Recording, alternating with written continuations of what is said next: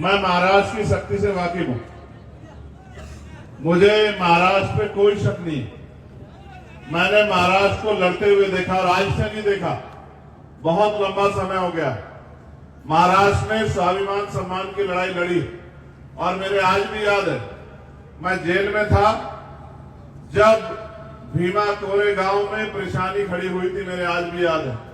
और 3 दिन के अंदर जो आपने करके दिखाया था महाराष्ट्र में, वो सदियों सदियों तक याद रखा जाएगा। इस बात को भी कोई भूल नहीं सकता।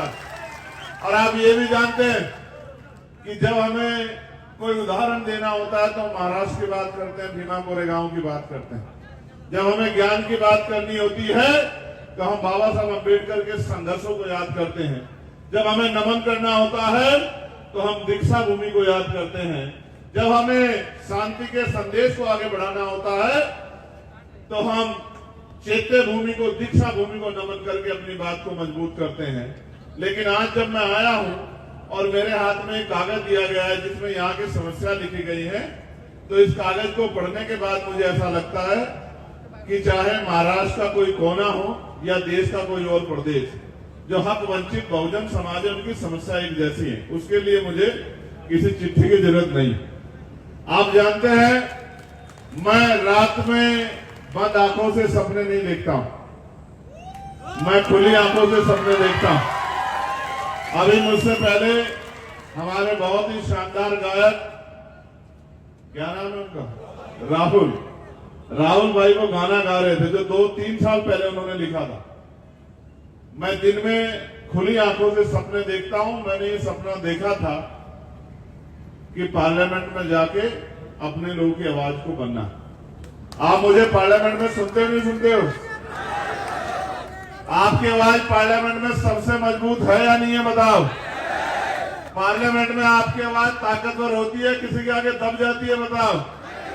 पार्लियामेंट में आपकी आवाज से ज्यादा विषय किसी ने उठाए हैं क्या?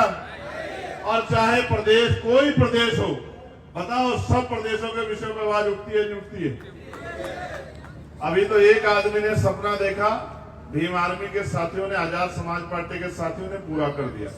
जिस दिन आप मेरे साथ खुली आंखों से सपने देखोगे, मैं लिख के देता हूं कि आपके पास समस्याओं के पर्चे नहीं होंगे। मेरी बात को आप याद रखना। देखो, मैं महाराष्ट्र के सामाजिक क्रांति के आंदोलन से बहुत प्रभावित, लेकिन मुझे तकलीफ इस बात की होती है कि जिस मिट्टी में इतना बल है, जिस मिट्टी के उदाहरण दुनिया में दिए जाते हैं, देश में दिए जाते हैं, उस मिट्टी की राजनीतिक सूरत क्या है?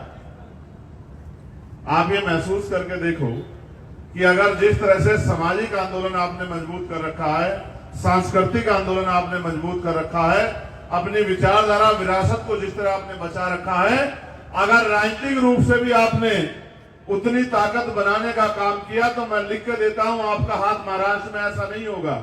आपका हाथ महाराष्ट्र में ऐसा होगा और आपके हाथ में वो ताकत होगी जो लाखों लोगों की जिंदगी बदल देगी। आज यहां बैठे हजारों की संख्या में लोगों को नहीं पता होगा कि महाराष्ट्र का बजट क्या है और वो बजट किसके ऊपर यूज होता है। महाराष्ट्र के लोगों को नहीं पता होगा, जितने लोग हजारों की संख्या में यहां बैठे, और वो बजट किसके मेहनत की कमाई से तैयार होता है ये भी नहीं पता होगा। और उस बजट को, वो बजट किस तरह से आपकी कलम की ताकत से आगे बढ़ सकता है, इसका एहसास भी नहीं होगा।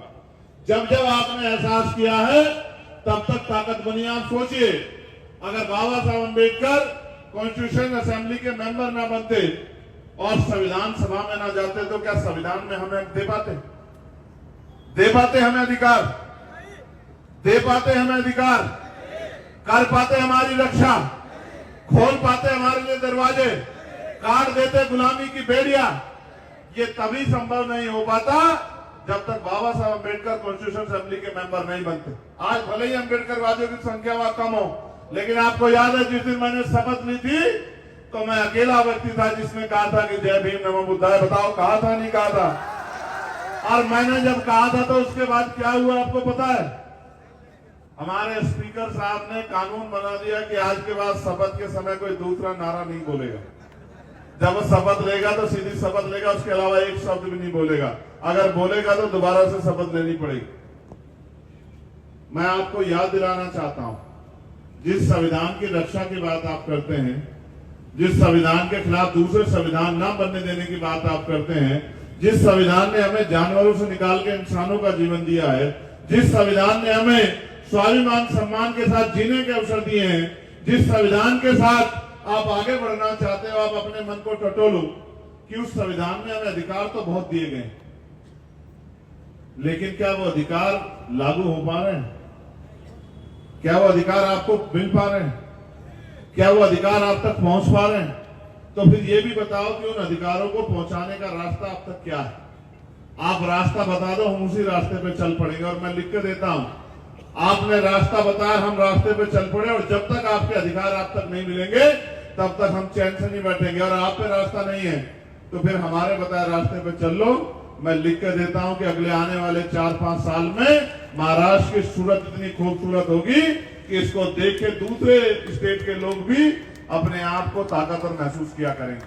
आप बताओ, एक आरक्षण, इस पे झगड़ा चल रहा है। एक बात जो अभी 3-4 फाइल मेरे पास रखी हुई, उनकी समस्या एफआईआर की कॉपियां, मैं जिस प्रदेश में जाता हूं वहां के पिटे छिटे लुटे पिटे लोग मेरे पास अपनी परेशानियां लेके आते हैं। कोई बेटी आती है, कोई बेटा आता है, कोई बुजुर्ग आता है, कोई माँ आती है, कहती है भैया ये मार दिया, बेटे को मार दिया, बेटी को मार दिया, बेटी का रेप कर दिया, घर जला दिया, पेड़ पे लटका दिया, घरों से निकाल दिया। मैं उनके एप्लीकेशनें पढ़ता हूं, तकलीफ होती है। फिर उन एप्लीकेशनों को सूचीबद्ध करके वहां के अधिकारियों को कहता हूं कि ऐसा क्यों कर रहे। मैं देखो फिर वापस लाऊंगा उसी बात पे, आपको समझ आएगी।